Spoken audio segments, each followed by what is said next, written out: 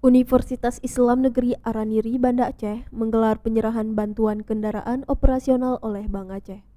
Serah terima dan pesijuk mobil operasional UIN Araniri oleh Direktur Utama Bank Aceh yang dilaksanakan di Gedung Aula Rektorat pada Jumat 5 Agustus 2022.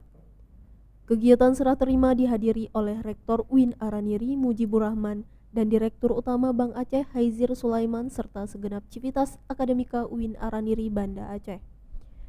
Dalam sambutannya, Haizir mengatakan kader-kader lahir dari perguruan yang ada di Aceh.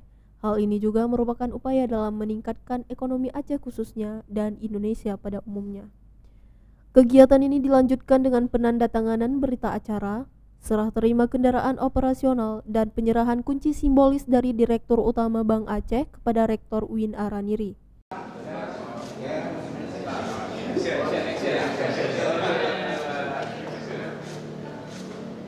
Terima kasih. Berikutnya kami silakan.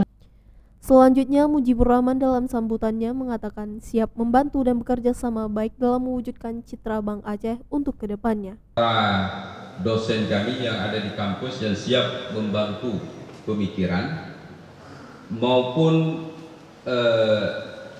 civitas akademika keluarga besar UIN Araniri ini siap menjadi nasabah di Bank Aceh secara keseluruhan. Kegiatan dilanjutkan dengan prosesi pesijuk mobil operasional di halaman gedung Aula Rektorat UIN Araniri, Banda Aceh.